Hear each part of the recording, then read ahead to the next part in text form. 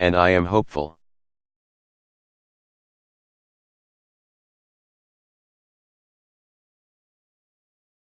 As I prepare to return home, my thoughts are with that same young man from Senegal.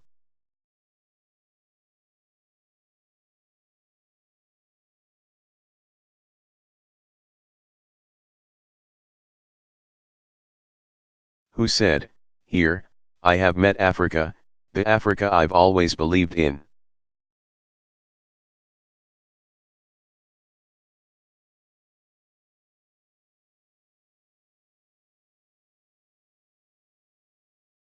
She's beautiful and young, full of talent and motivation and ambition.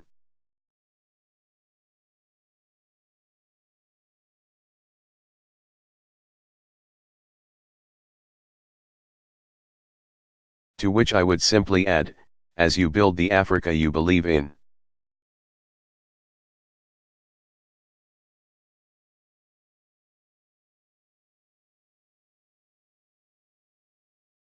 You will have no better partner, no better friend than the United States of America.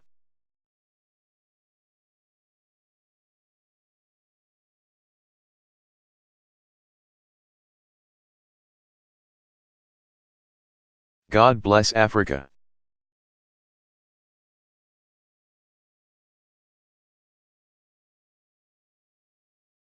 God bless the United States of America. Thank you very much, everybody. Thank you.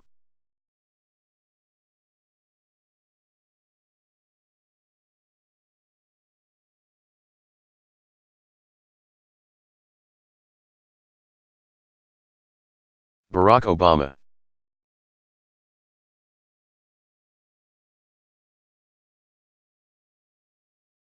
Address at the dedication of the National Museum of African American History.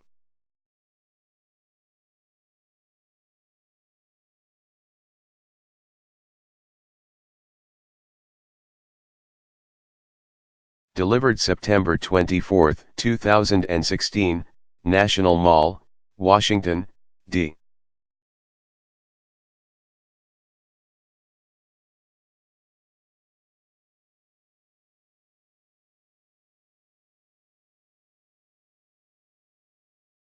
C.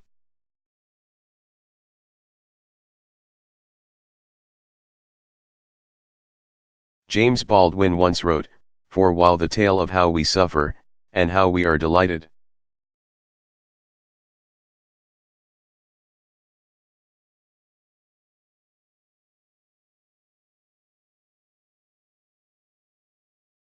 And how we may triumph is never new, it always must be heard. For while the tale of how we suffer.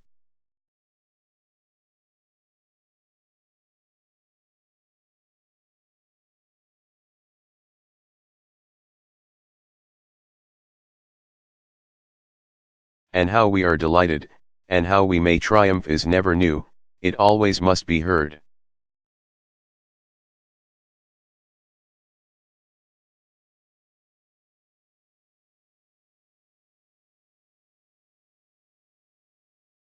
Today, as so many generations have before, we gather on our national mall to tell an essential part of our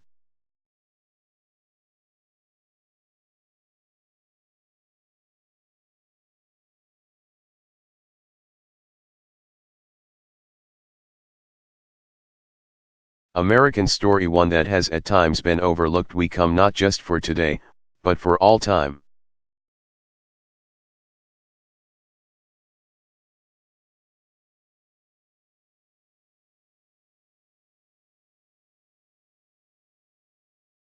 President and MRS.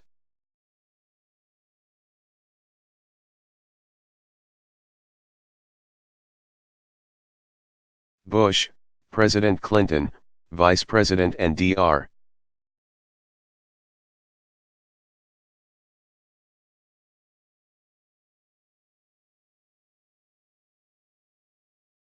Biden, Chief Justice Roberts, Secretary Scorton, Reverend Butts, distinguished guests, thank you.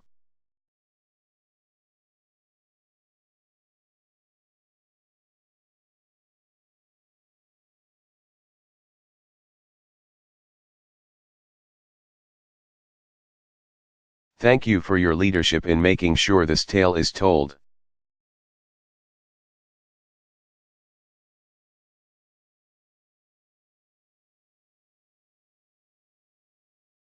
We're here in part because of you and because of all those Americans, the Civil War vets.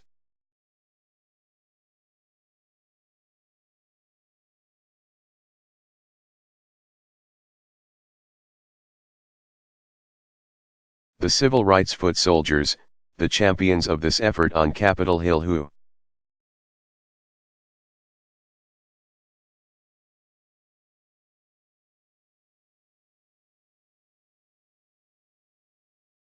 for more than a century, kept the dream of this museum alive.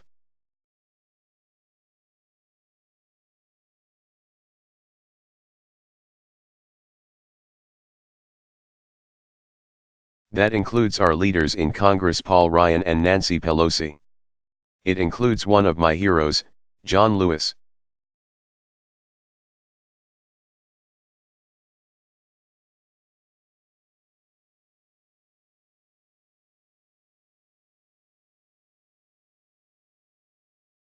Who, as he has so often, took the torch from those who came before him and brought us past the finish line.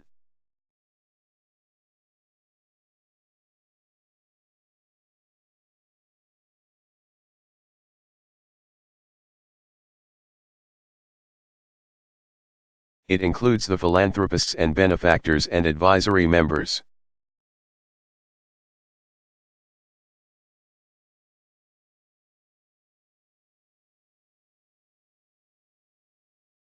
Who have so generously given not only their money but their time.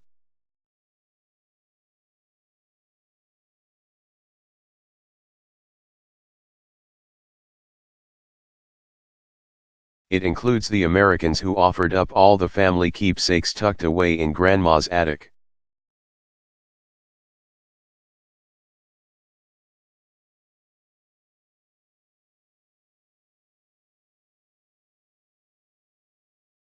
And of course, it includes a man without whose vision and passion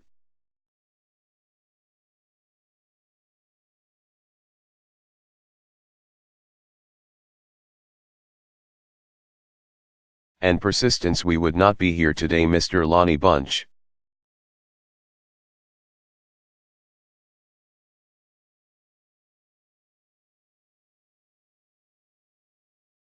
What we can see of this building, the towering glass,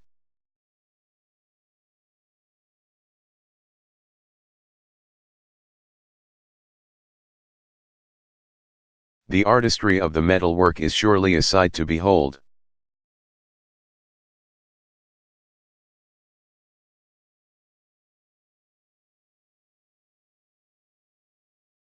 But beyond the majesty of the building, what makes this occasion so special is the larger story it contains.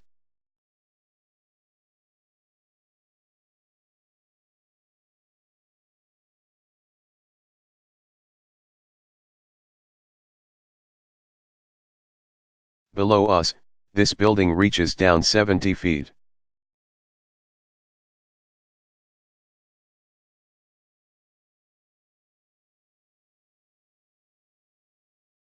Its roots spreading far wider and deeper than any tree on this mall.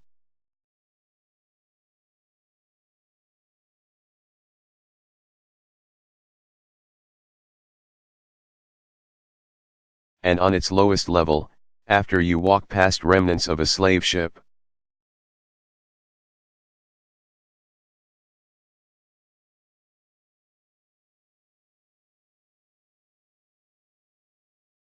after you reflect on the immortal declaration that all men are created equal, you can see a block of stone.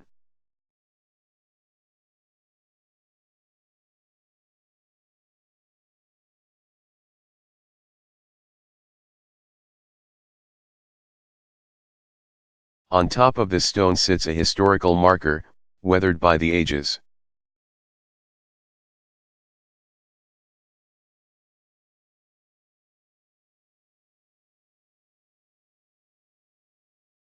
That marker reads, General Andrew Jackson and Henry Clay spoke from this slave block, during the year 1830.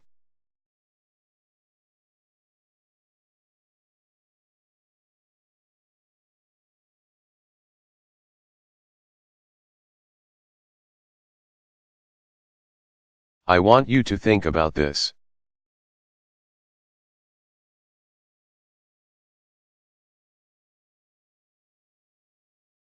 Consider what this artifact tells us about history, about how it's told, and about what can be cast aside.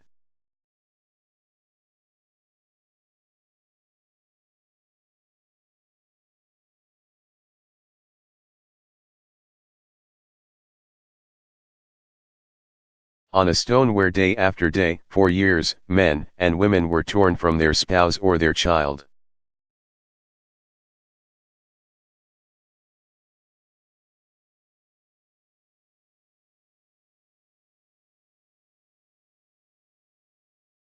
Shackled and bound, and bought, and sold, and bid like cattle, on a stone worn down by the tragedy of over.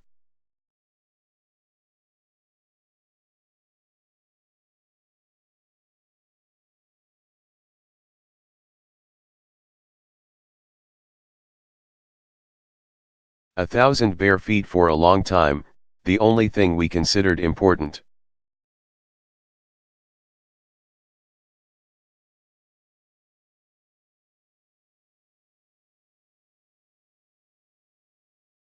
The singular thing we once chose to commemorate as history with a plaque were the unmemorable speeches of two powerful men.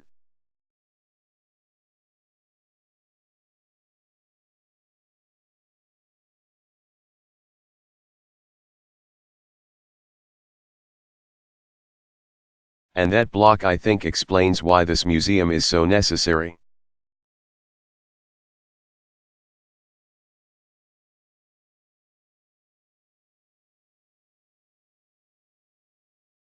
Because that same object, reframed, put in context, tells us so much more.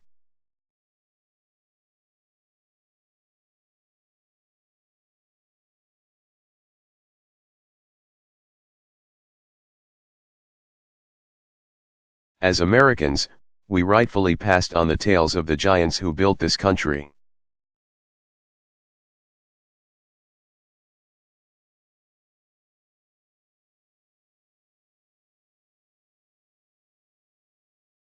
Who led armies into battle and waged seminal debates in the halls of Congress and the corridors of power.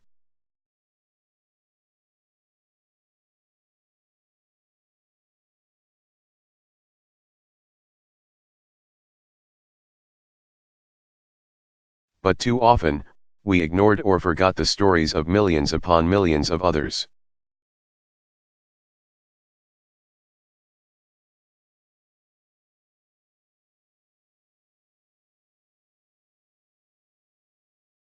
Who built this nation just as surely, whose humble eloquence, whose calloused hands.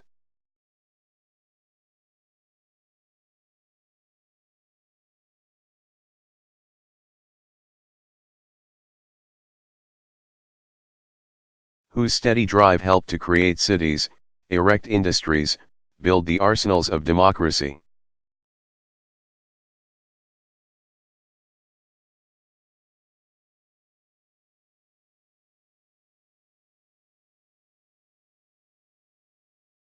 And so this National Museum helps to tell a richer and fuller story of who we are.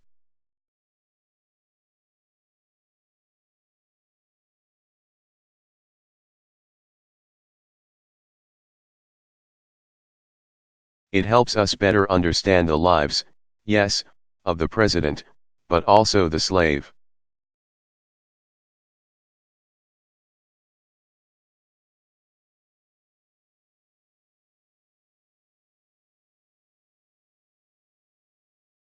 The industrialist, but also the porter, the keeper of the status quo.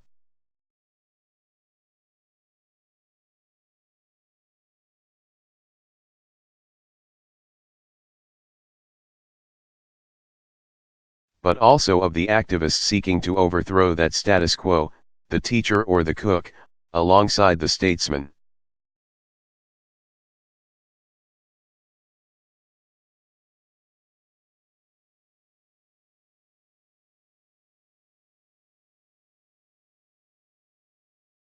And by knowing this other story, we better understand ourselves and each other.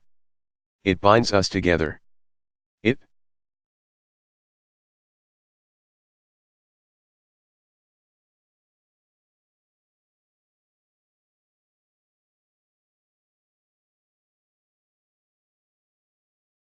reaffirms that all of us are America, that African American history is not somehow separate from our larger American story.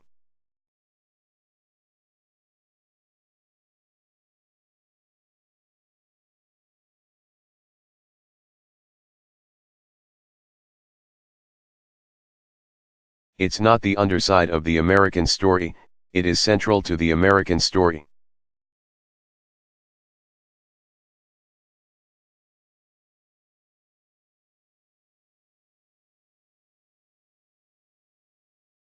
That our glory derives not just from our most obvious triumphs, but how we've wrested triumph from tragedy.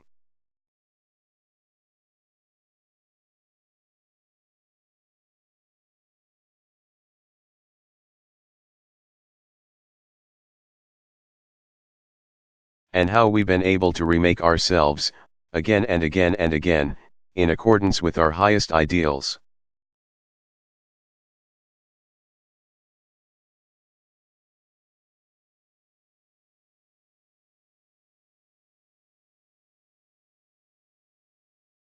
I, too, am America.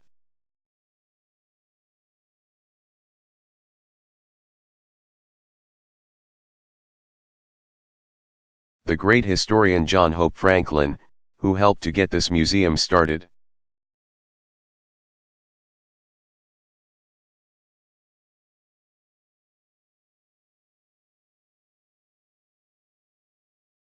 once said, "Good history is a good foundation for a better present and future."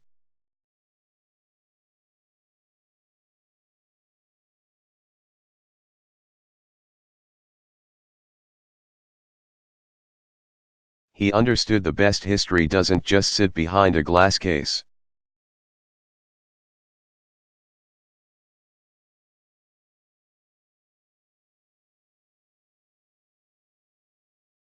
It helps us to understand what's outside the case.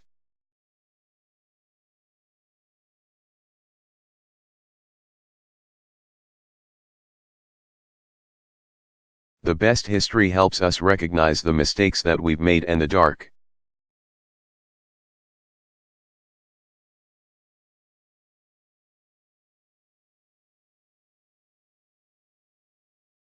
Corners of the human spirit that we need to guard against. And, yes,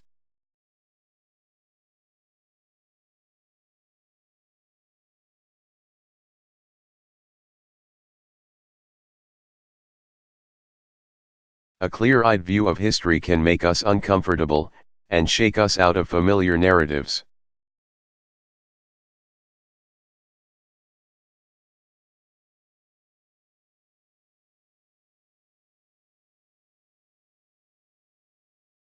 But it is precisely because of that discomfort that we learn and grow.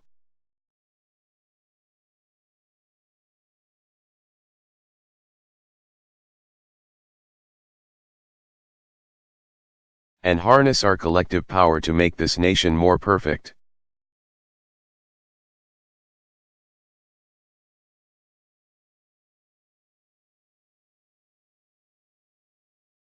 That's the American story that this museum tells, one of suffering and delight, one of fear but also of hope.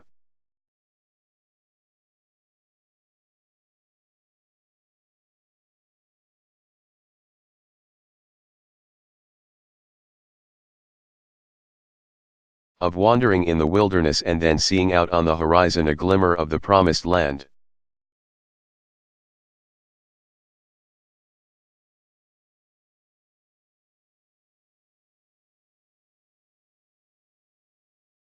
It is in this embrace of truth, as best as we can know it,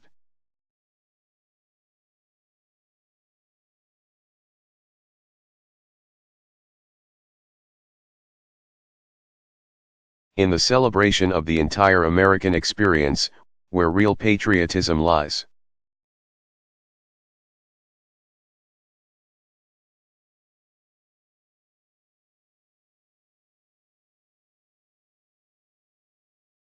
As President Bush just said, a great nation doesn't shy from the truth. It strengthens us. It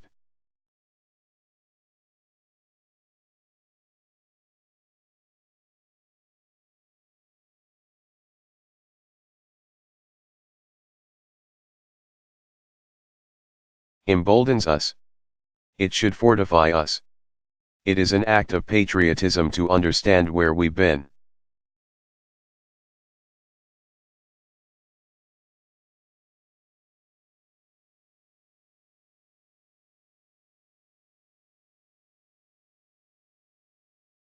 And this museum tells the story of so many patriots.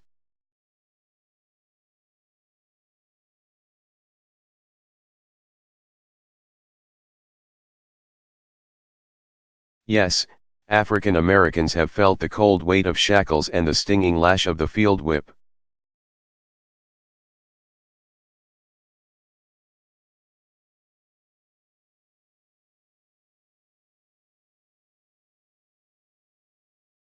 But we've also dared to run north, and sing songs from Harriet Tubman's hymnal.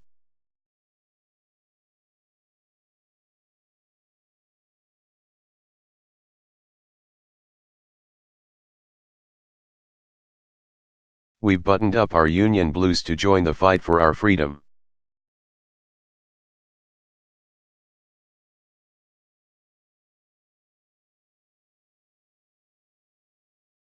We've railed against injustice for decade upon decade, a lifetime of struggle.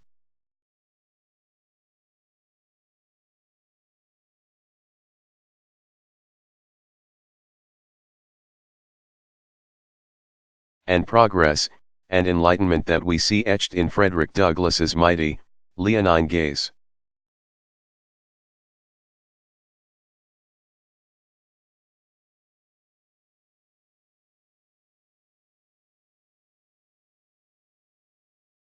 Yes, this museum tells a story of people who felt the indignity.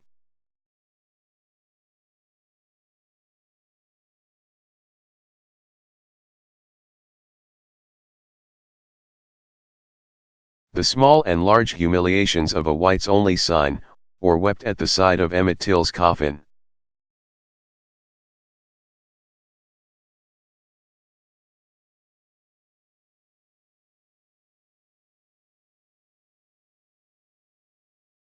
Or fell to their knees on shards of stained glass outside a church where 4 little girls died.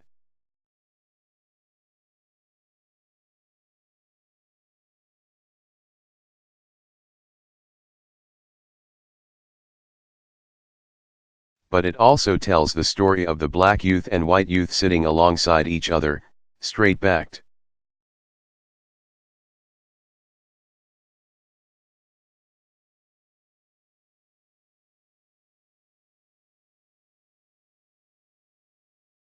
So full of dignity on those lunch counter stools, the story of a 6-year-old Ruby Bridges, pigtails.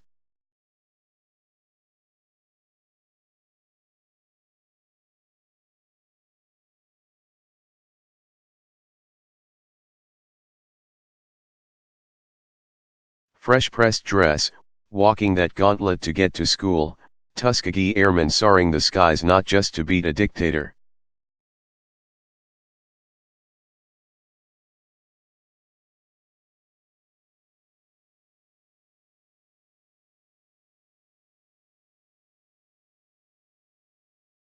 But to reaffirm the promise of our democracy, but remind us that all of us are created equal.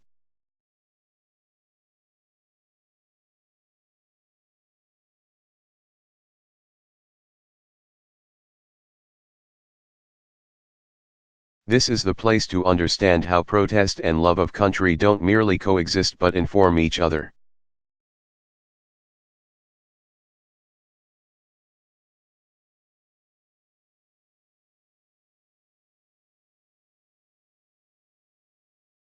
How men can proudly win the gold for their country but still insist on raising a black-gloved fist.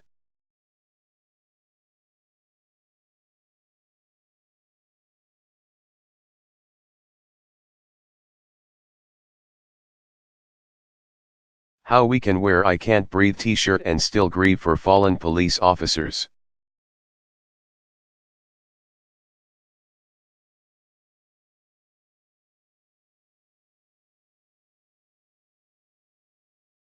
Here's the America where the razor-sharp uniform of the chairman of the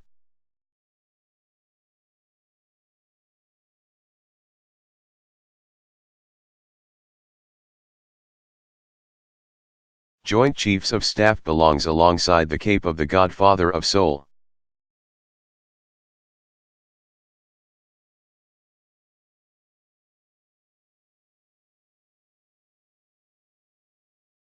We have shown the world that we can float like butterflies and sting like bees, that we can rocket into space like Mae Jemison.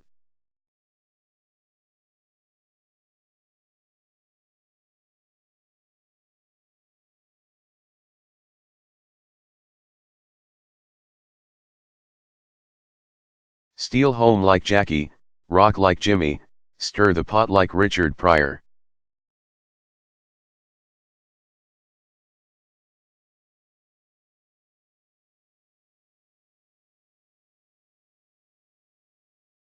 Or we can be sick and tired of being sick and tired, like Fannie Lou Hamer, and still rock steady like Aretha Franklin.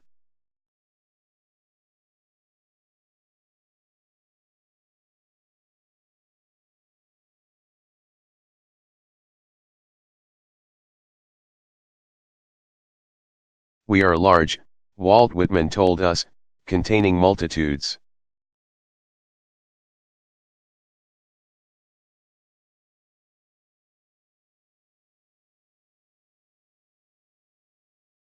We are large, containing multitudes. Full of contradictions. That's America. That's what makes us grow.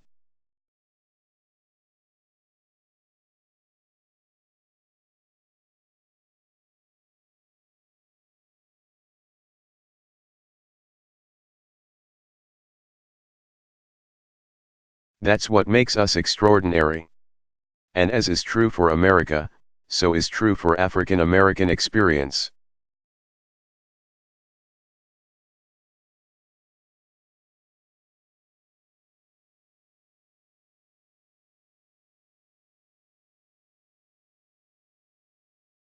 We're not a burden on America, or a stain on America, or an object of pity or charity for America. We're America.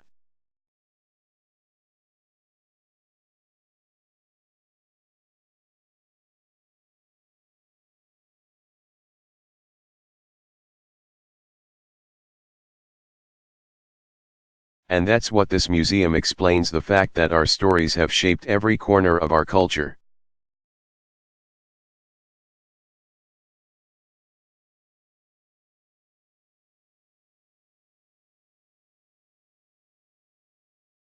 The struggles for freedom that took place made our Constitution a real and living document.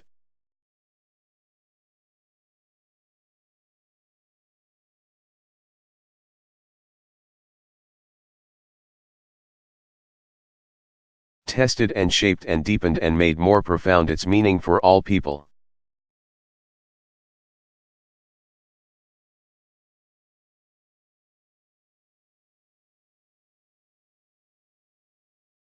The story told here doesn't just belong to Black Americans, it belongs to all Americans for the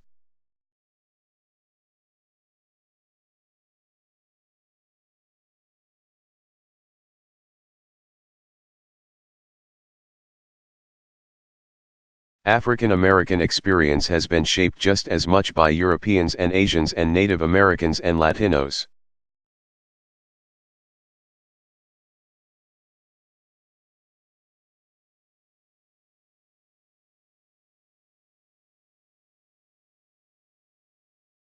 We have informed each other. We are polyglot, astute.